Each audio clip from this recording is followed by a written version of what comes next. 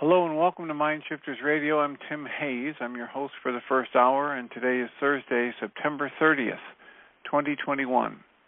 As always, we're grateful to everyone who's joining us here today, whether you're listening live or through the archives, as we spend another couple of hours teaching and supporting people in using some of the most powerful, effective, efficient, and accessible tools I've ever encountered. These tools are available absolutely free at whyagain.org. If you go to that website and click on the Start Here link in the upper left-hand corner, it will take you to a page where you can download and read Chapter 24 of Dr. Michael Ryce's book. The book is titled, Why Is This Happening to Me Again? And that chapter of the book contains a narrative description of the primary tool in this work. That tool is called the Reality Management Worksheet, sometimes called the Reality Management Wake-Up Sheet. And it's a tool I've been using to great effect in my life for over 17 years to improve the quality of my life and most of my relationships, and to be able to turn any negative emotional experience into part of the infallible guidance system that each one of us has been given. You can also download the actual tool itself. It's a simple PDF file. It's absolutely free. Download it, print it off, use it as often as you'd like. You can also download a whole host of audio files or shows just like this one where people have been stepped through that worksheet process. They've either called in with a problem and been stepped through the process, or given a powerful testimonial about how the actual application of these tools has improved the quality of their life. You can also go to your app store and type in the three words Heartland Aramaic Forgiveness and get access to a completely free and private app that contains the Reality Management Worksheet, an abbreviated version of that worksheet process, and a copy of the Dragon Klingon game, which is a wonderful way to introduce these tools to even younger audiences. When you do that, we hope you do it soon and often, because it usually improves the quality of people's lives, and quite frequently it triggers in them questions, comments, or testimonials. And if you have any of those, you can give us a call at 563-999-3581. If you call that number and press 1, it'll put a little question mark by your phone number, and we'll announce you by your area code. Alternatively, you can send us an email at tjh@mindshifters-academy.org, or you can email Jeannie at jeanie at whyagain.org, WHY, capital AGAIN. I guess the capital isn't necessary. We're also doing the Course in Miracles workbook lessons this year. Today is the 273rd day of the year. And today's lesson simply reads, the stillness of the peace of the Creator is mine. The commentary reads, perhaps we are now ready for a day of undisturbed tranquility. If this is not yet feasible, we are content and even more than satisfied to learn how such a day could be achieved. If we give way to a disturbance, let us learn how to dismiss it and return to peace. We simply need to tell our minds with certainty, quote, the stillness of the peace of the Creator is mine. Having done this, nothing can intrude upon the peace that the Creator itself has given to its offspring. Creator, your peace is mine. What need have I to fear that anything can rob me of what you would have me keep?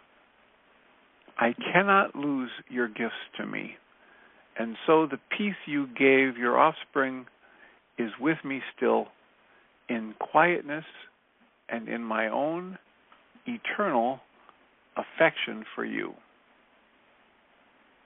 We're also doing the Pam Grout Course in Miracles experiment commentary, and lesson 273 in that book reads, maybe today is the day.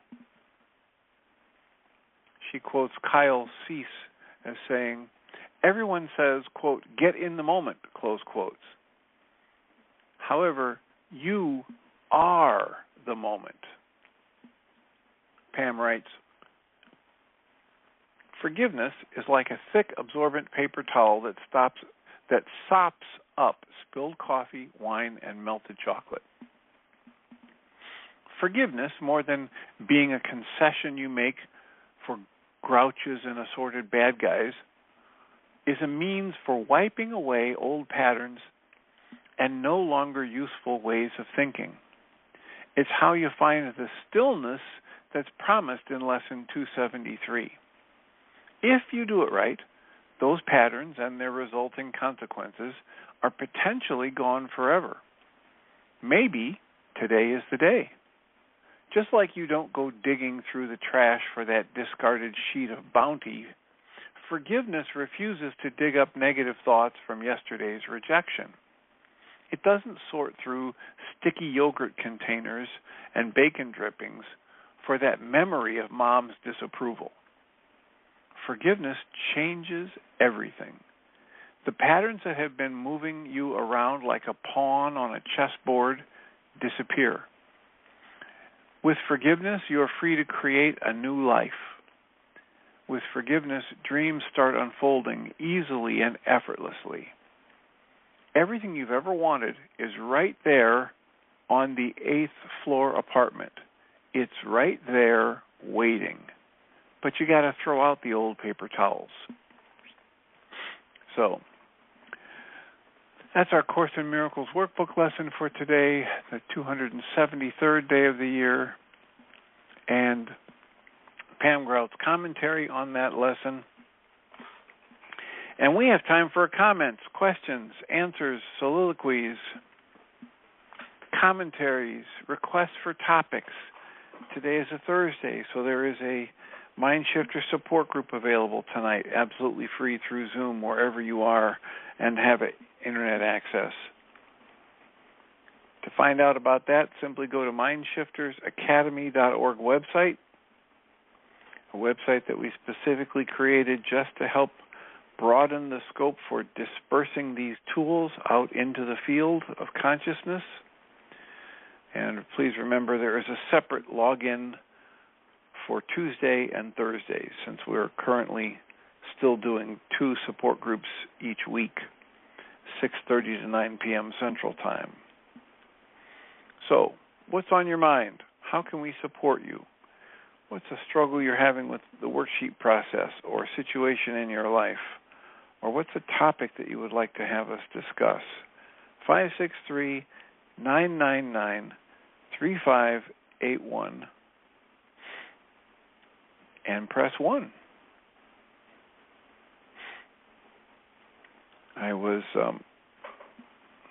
I've been working on a couple different books as the mood strikes the past few days.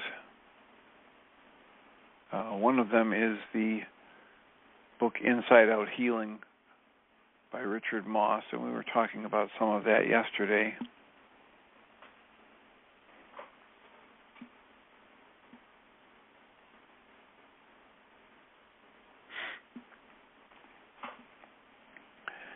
The other book is titled The Book by Alan Watts.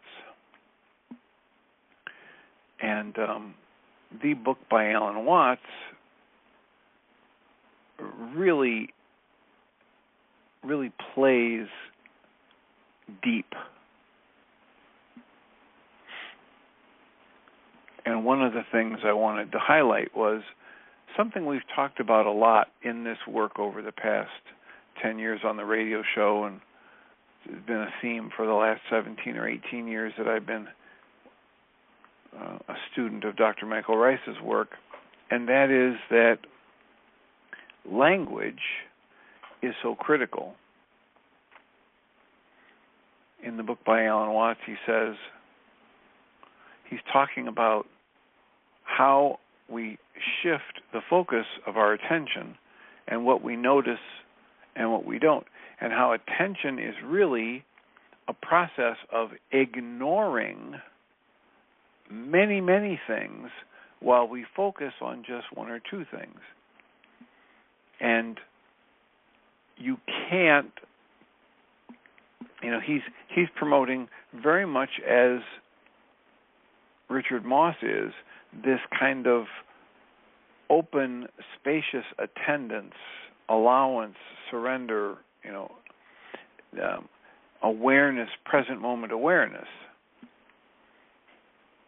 He says, what governs what we choose to notice?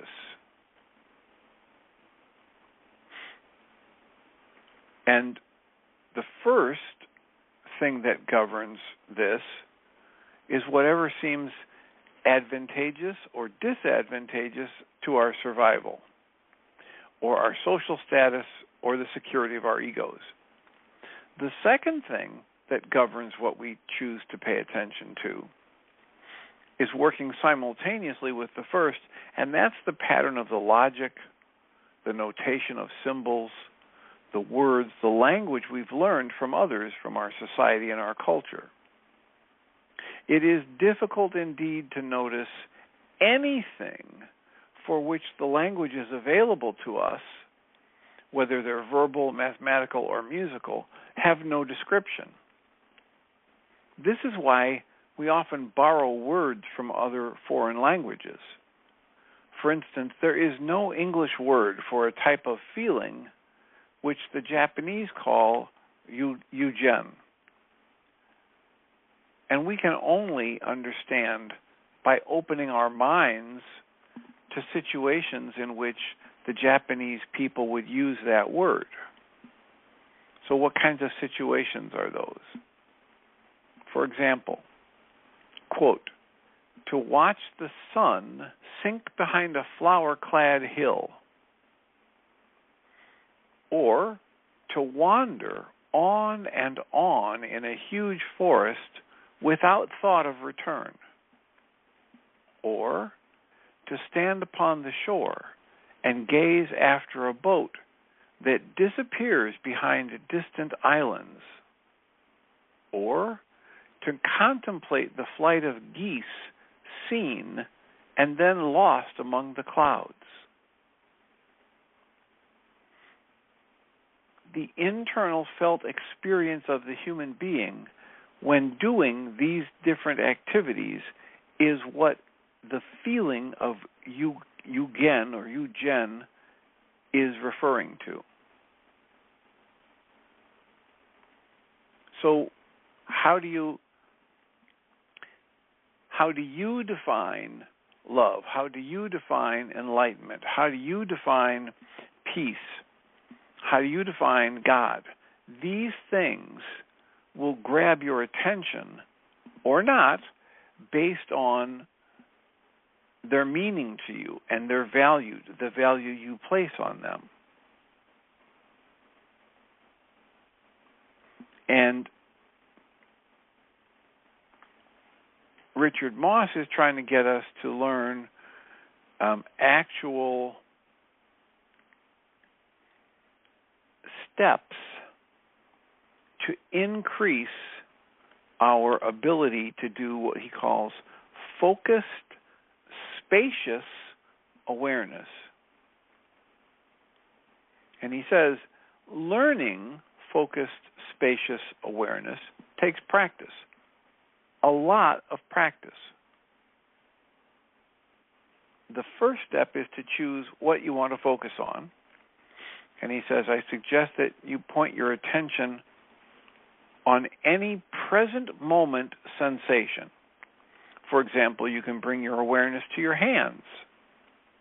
And then you will notice that there is a subtle but easily noticeable sensation in your hands. If you then sway your arms, even slightly, you will notice that as your hands move, the sensation that you experience changes. He says you can use this subtle change of the sensation in your hands as a focal point. Or you could concentrate on the air moving through your nose and experience that. When you bring one of these sensations, whether it's the sensation in your hand or the sensation of the air moving through your nostrils, into the foreground of your awareness so that it becomes sharp and precise, then hold this focus on that sensation steadily but gently At the same time, extend all of your senses. Listen to sounds in the distance.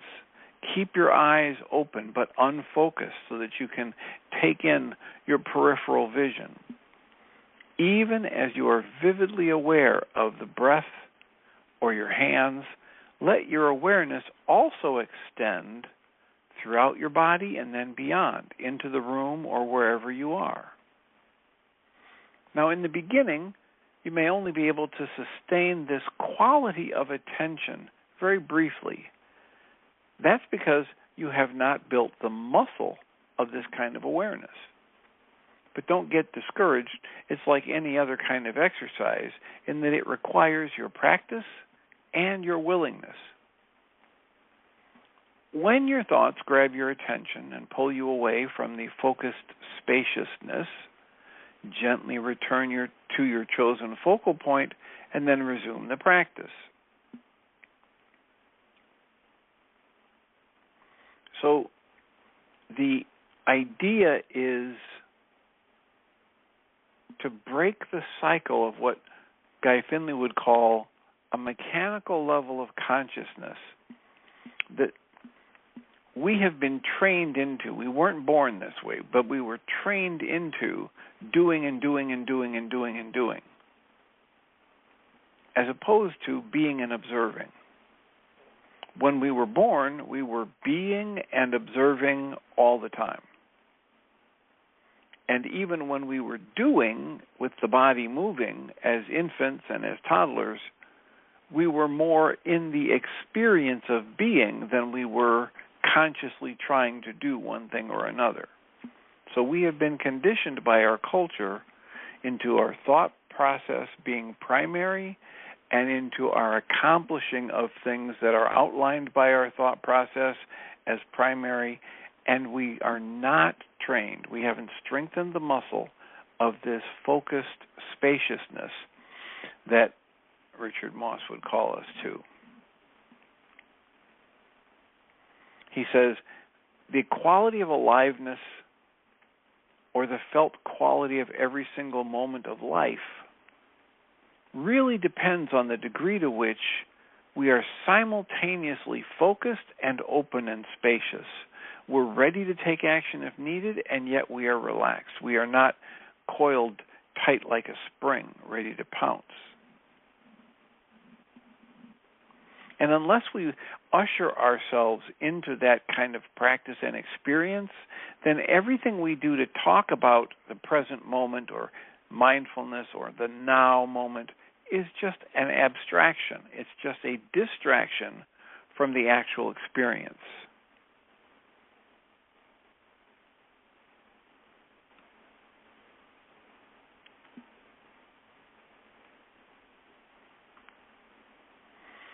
He goes on to say that a balanced state of mind in this focused spaciousness is also helpful in interpersonal relationships.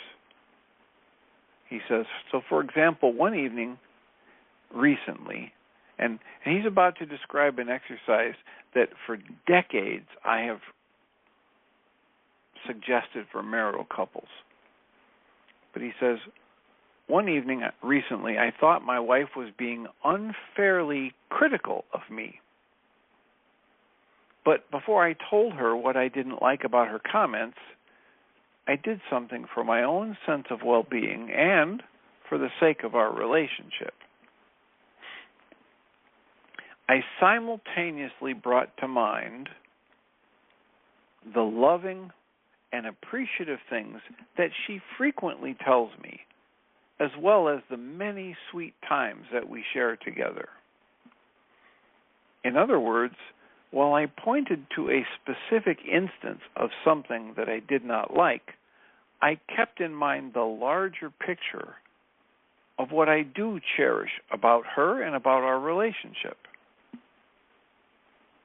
The result was that I balanced in myself, and my wife and I had an effective communication that brought us closer together. In the past, I had often thought and made the mistake of angrily reacting to the specific focus point. And that would further justify my resentment. And then I would recall other times that I felt wronged and further justify my resentment. But narrowing my awareness around something painful, instead of holding our relationship in that larger perspective, only served to amplify my unhappiness and cause me to be more pessimistic, closed off, and defensive. Now, the exercise that I referred to is I would have people create a list, and I would have them do this separate from their partner. Create a list of the things that they were attracted to when they originally were attracted to their partner, and a list of the qualities of their partner that they highly valued. And if they still valued them, great. But if they only valued them in the beginning, that was okay too. But make the list, and I would have them keep it separate from each other, and we would work on this together in the room.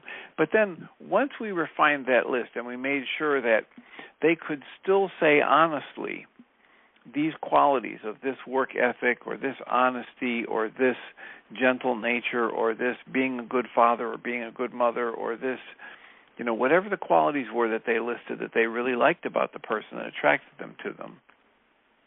Then we say, okay, we've got this list, we rewrite it, we make it very succinct. Now the exercise is, any time I get triggered to upset, and my mind wants to tell me it's because of what the person across the table from me did, I pull out this list, or if I've been at this long enough and I have the list memorized, I just recite the list, and I feel into it until my upset has been dismantled. And then I turn and look at my partner, and I look at the situation that happened, and from that more calm, focused perspective, then I decide, is this even worth mentioning? But when I mention it from that perspective, I'm mentioning it in the space of this focused openness, this awareness of the beauty, the strength, the attraction I have for this person, and the value I place on our relationship. So the energy that my words carry is far more peaceful, compassionate, appreciative, grateful, inclusive, etc. And that's exactly what Richard Moss is talking about here when he's talking about focused spaciousness. When I back up to the spacious embracing of all of the good times in our relationship and all of the ways that I value this personality in front of me and our interactions, and then I focus on something that needs to be discussed or corrected, it has an entirely different energy and most likely an entirely different result. So, our call-in number is 563-999-3581. Call that number and press 1. Give me your thoughts about this, whether it's the Inside Out Healing from Richard Moss or something we've brought up any time in the past 10.5 years. How is this settling with you? When I talk about these things and I get somebody as spot on as Richard Moss or Alan Watts and I start reading it, it's echoing for me things like Guy Finley's book, Relationship Magic. And while there are all kinds of people that I wouldn't refer to that book because of his wordiness, everything in the book, in my opinion, is spot on. And it's very much this. Right? He talks about how we need to learn to take one for the team and swallow down our upset and say, this one's on me, this is my responsibility, because we've recognized in that my upset is only being created inside me, and when I'm upset, if I dismantle it before I go to talk with my partner, and then I have this spacious, focused awareness, then everything goes better. It's an inclusive. It reminds me of the tool that Brené Brown and her husband use, where they have learned to say to each other when they're triggered and they realize it, they take a breath and they back up and they say, okay, the story I'm telling myself right now is ...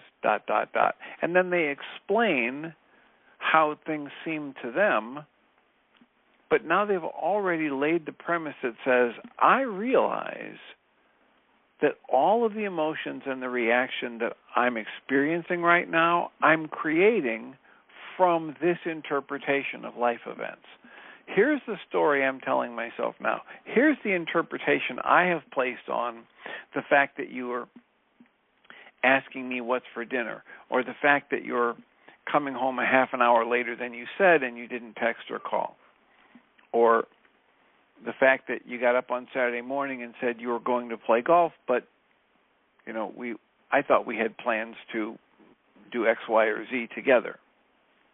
So the preparatory comment that lays the ground for me to have that focused spaciousness that says, look, I recognize I'm the one creating the upset I'm experiencing, and let me share with you that I'm feeling this upset, and here's the interpretation I'm using to generate it, so you can understand what I'm going through without feeling as though I'm trying to make you responsible for what I'm putting myself through.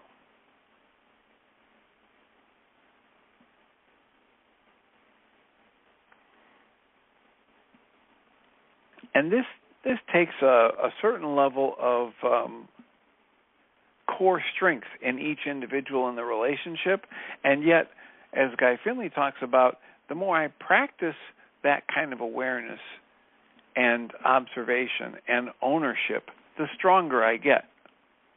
Right? The more I tap into a strength that goes beyond my personal ego. He's talking about a higher level of love that we can tap into in our relationships. And if you want a deeper dive into that, you can get the book, or you can whet your appetite for the book by going to the MindShiftersAcademy.org website, the audio library page, and scroll down, and there's a recording of the time that I interviewed him on MindShifters Radio. And it's a nice full hour. It was not long after the release of his book, Relationship Magic, and that's why he graced us with his interview time.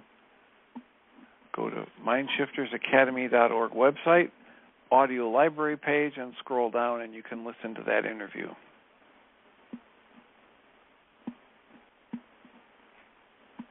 So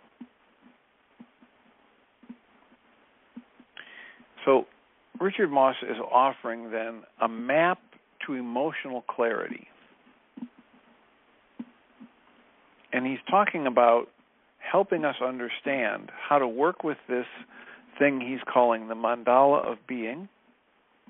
And just to recap that briefly, it's the awareness that there is only now. And I can create 4 or 5 different mental positions about the now moment. I can look at it and interpret it as though my focus of attention is on the past, and I have all kinds of identification with my thoughts about the past in this moment, or I can focus on my thoughts about the future and identify with them, or I can focus on you or the room I'm in or the weather outside that isn't what I wanted it to be as something other than me, or I can focus on my thoughts about me and identify with them, and therefore color and create a very different experience of this present moment. And that's the mandala of being. It's this large circle with a smaller circle in the center, and the word now in the center of that circle, and then 4 arrows coming out from that smaller circle toward the larger circle, straight up and down, straight left and right. Past, future, you and me.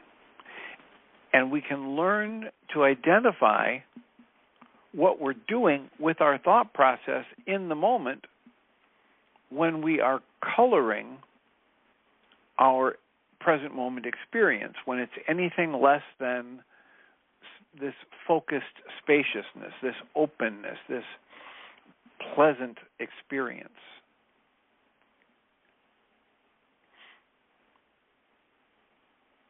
He says you can start with this chapter and either jump ahead and read, examples of individuals where he's coaching them to do the mandala, or continue to read here about the basic steps. So to get started, create your own mandala. You need 5 cards or 5 pieces of paper, 5 by 7 inches in size, and on each card you print one of these words: past, future, me, you, and now. He says, I suggest that you make that word now larger and in bold, and lay them out on the floor, and in whatever order you want, but he suggests in the book that, it's directly above, directly below the center, directly to the left, directly to the right of the center. And he says, then stand in that center position on the word now. And if you're looking at 12 o'clock, the card straight ahead of you, then that's the future, and the card behind you is the past. And that the word me is at the 9 o'clock position on the clock, and the word you is at the 3 o'clock position on the clock. Now you're ready to start working with this. And if you are able to recognize in any moment that the thoughts that are pulling you away from peace or calm or centeredness focus on the future, then you're in that position. If they focus on the past, then you're in that position. If they focus on somebody else, you're in that position. If they focus on some negative judgment against yourself or grandiose judgment about yourself as being better than somebody, then you're in that position. So he wants us to recognize whenever we are tight or tense, in his word, contracted. Think about the tension you feel whenever there's a negative emotion present in your energy system. That's what he's talking about by the word contracted. And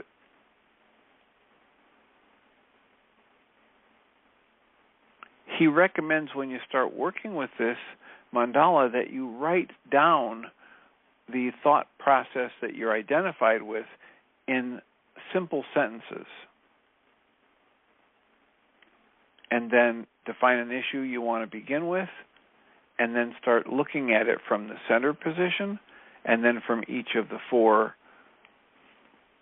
present. All right, so the past, the future, the you, and the me position.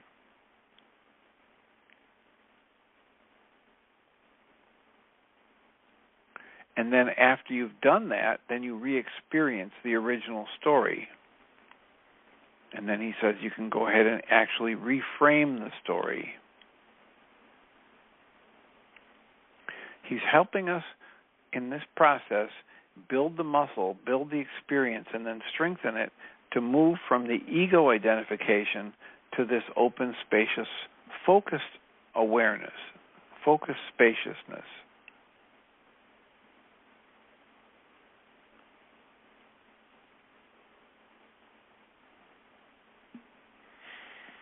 So here's hoping this is making sense.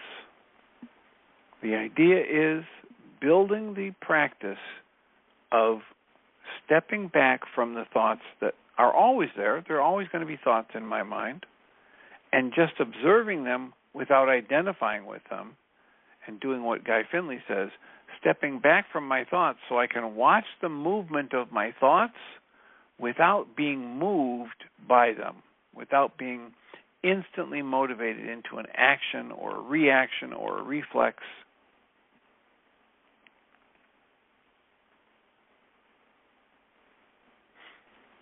So we've got about 20 minutes left. Our call-in number is 563-999-3581. There's nobody in the chat room, but there are plenty of people on the call. What's your comment? What's your question? Is this making sense or not? What would serve you to spend the next 20 minutes? 563-999-3581. Call that number and press 1.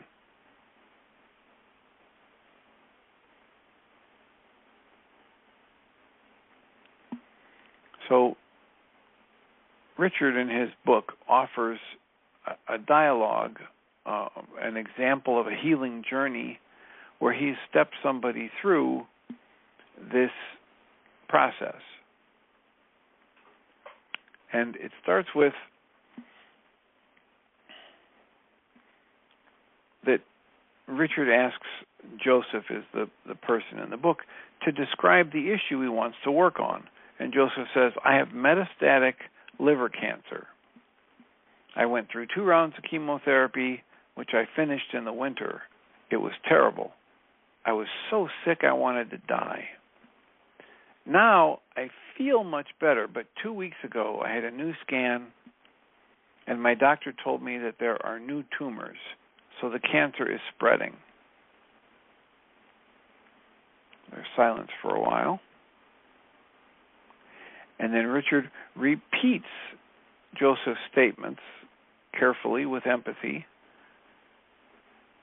And then Joseph says, in response to Richard's question, can you be more specific about what's troubling you?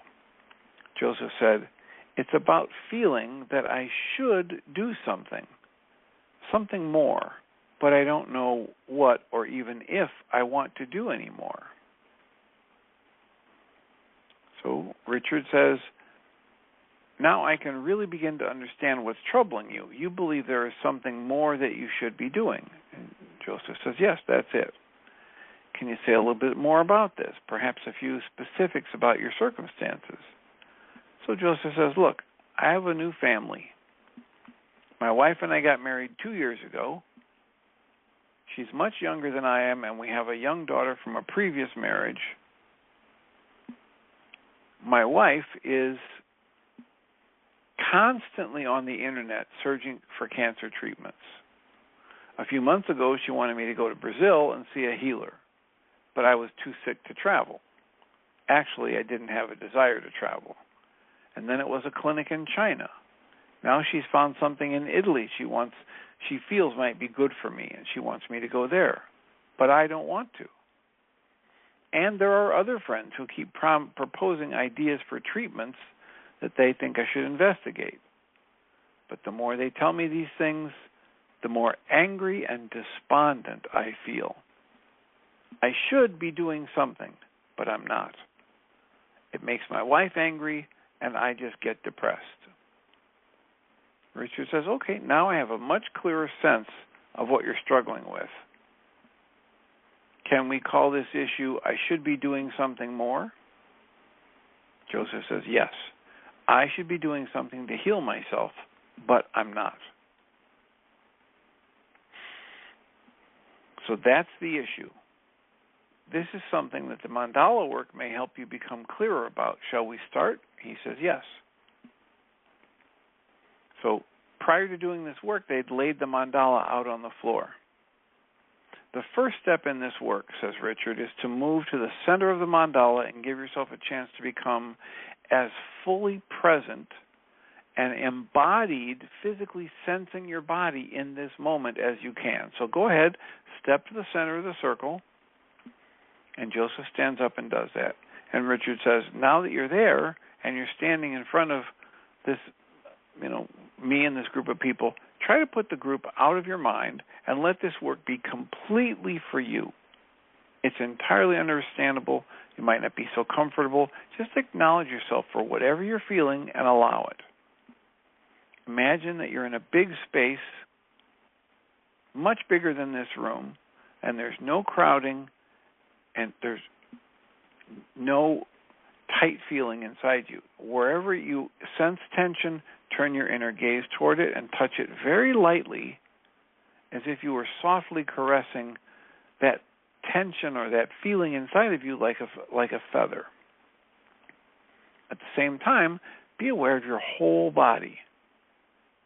So focus on any tension or discomfort, touch it very lightly, and also keep softening everywhere else in your body.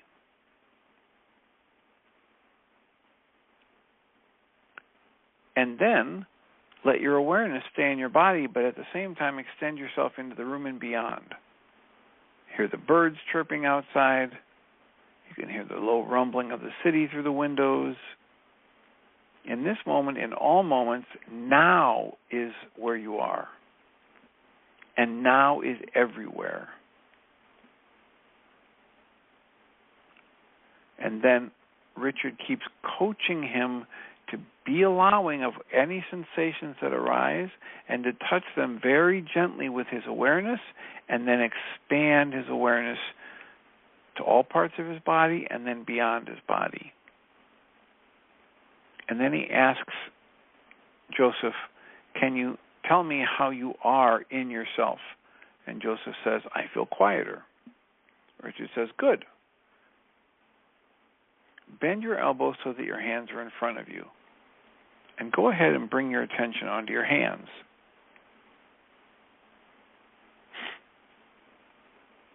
Don't just be a spectator watching this. Bring your full awareness into your hands. Can you sense that sensation? Yes. What is it like? They're warm. My fingers feel a little thicker the more I focus on them. Okay? Now feel the warmth and the tingling in your hands and how they're thicker. And what are you sensing? There's a sense of there's a cloud between my hands.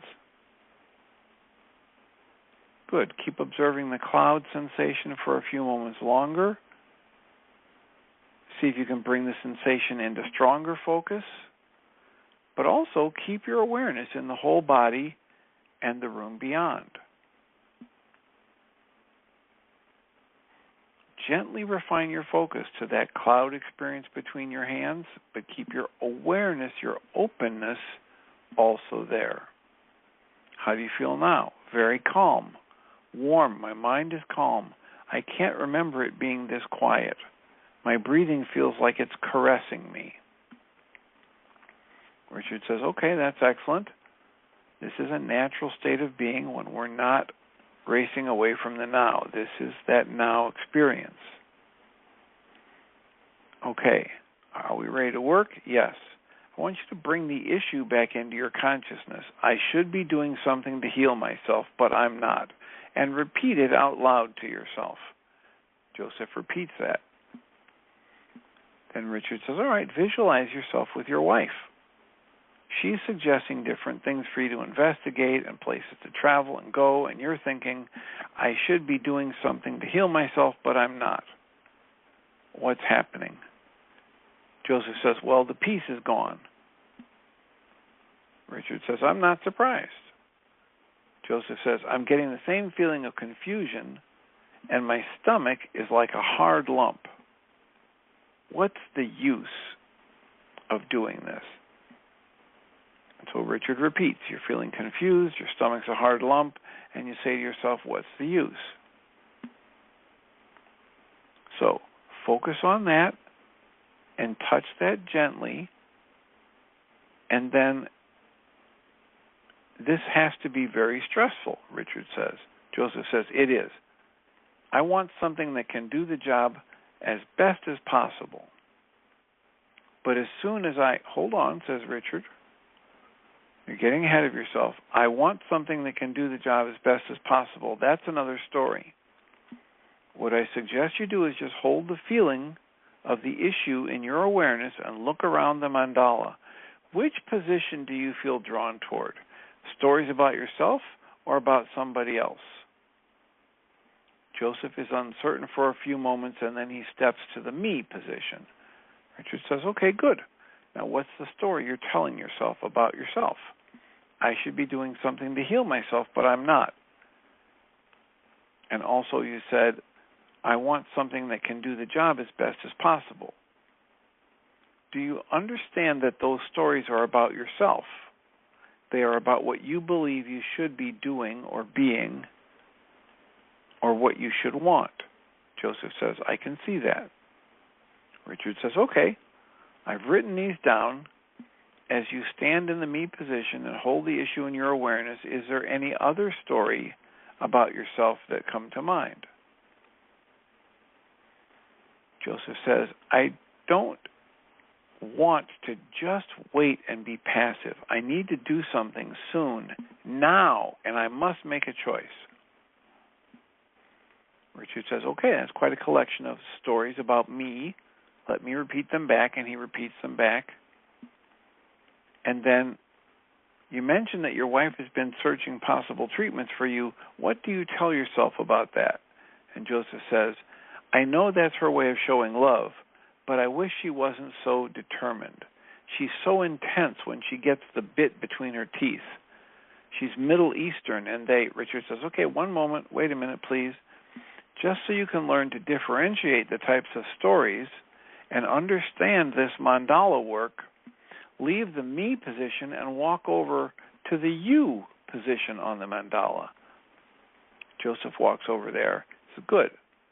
Now, by walking to the you position, I'm asking you to realize that now you're looking to see what it is you've been thinking about your wife or anybody else in the context of this issue.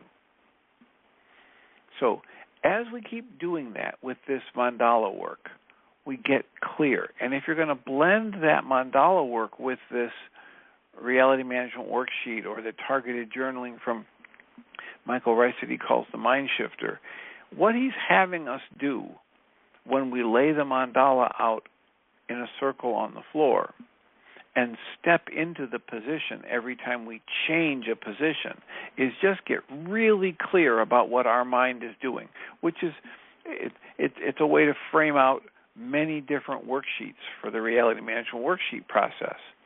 And one at a time, as I see in each worksheet or in each mandala experience, what I'm doing with my thoughts to create a rationalization for the negative emotions I'm creating and then blaming on others, it becomes more clear and I get more clearly focused on what would be the most effective leads for a worksheet process or for some targeted journaling.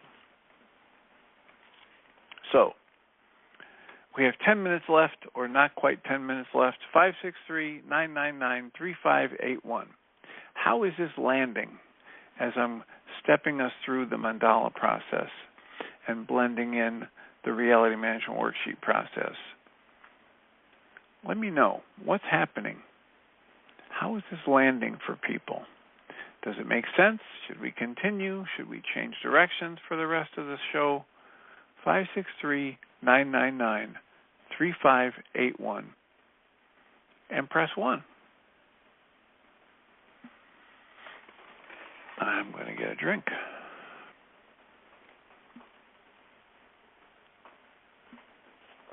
It's always interesting to see. Area code 727, you're in the air. Oh, hello. Who do we have? Hi. My name is Lisa. Hello, Lisa. Hi.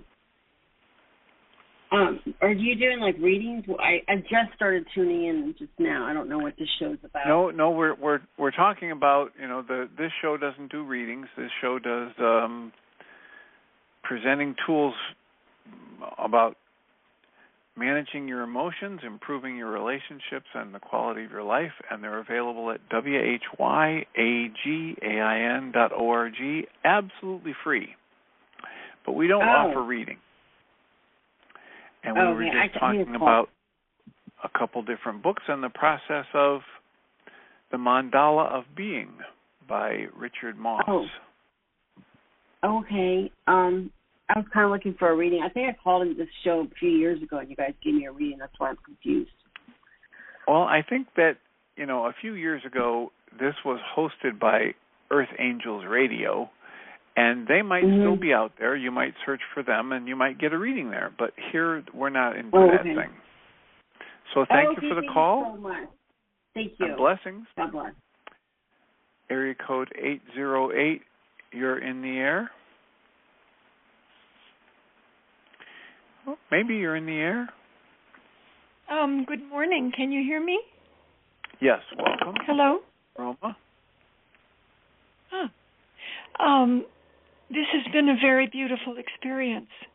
You're sharing about Richard Moss, is his name? Yes. Yes, Richard Moss has the book Inside Out Healing and the Mandala of Being. These are two of his books. Beautiful. Really beautiful. It's difficult to talk about because it's so organic.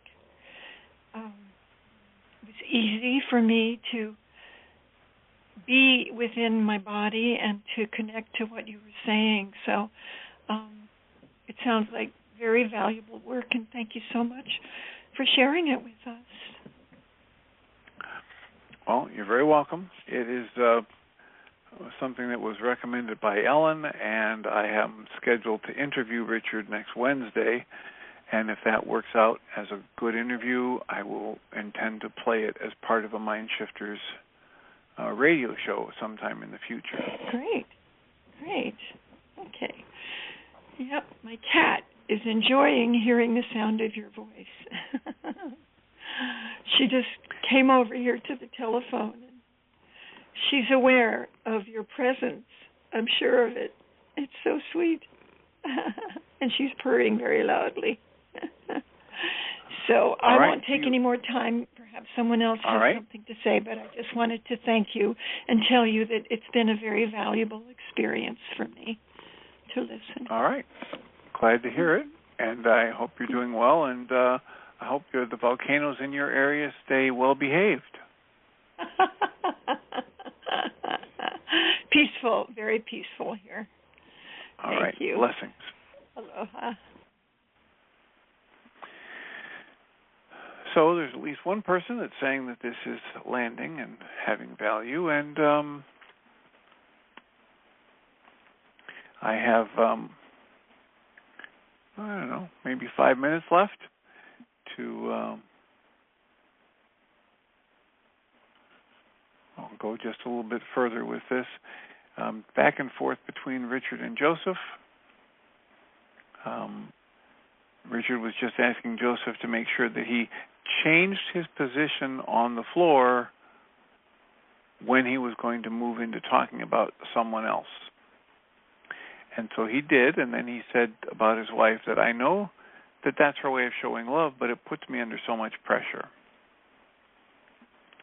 And then he says, she's hot-blooded, she comes from a very liberated family, I mean very pragmatic, not religious. She's outspoken and practical. Once she decides something, she doesn't slow down and will spend hours at the computer researching. So Richard asks him, what does hot-blooded and very pragmatic mean to you? Joseph says, she's pushing me. And the more she pushes, the less I feel like doing anything. It's too much pressure. She should let me make my own decisions about my health.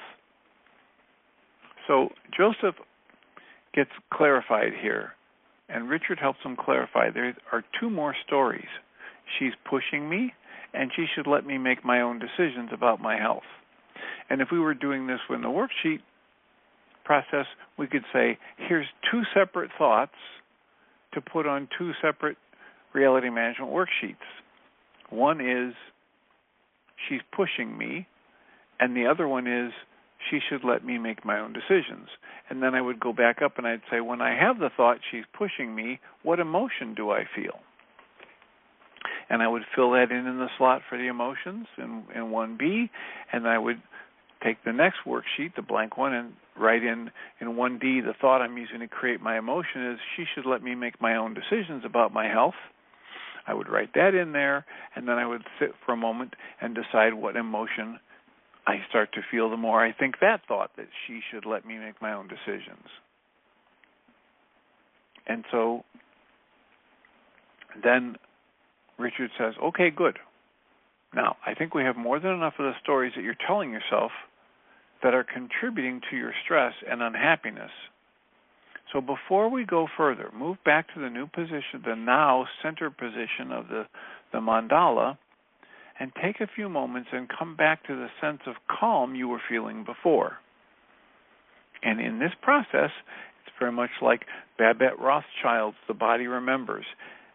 Richard wants Joseph to get centered, to build on his resources, to tap into the present now moment, to feel that open, relaxed spaciousness that's available to him even though he has cancer and has tumors going. So instead of plowing into and sitting in all of the thoughts that generate these tensions and negative emotions and perhaps re-traumatizing himself, he brings him back to the center to get that focused spaciousness that he calls that now moment awareness.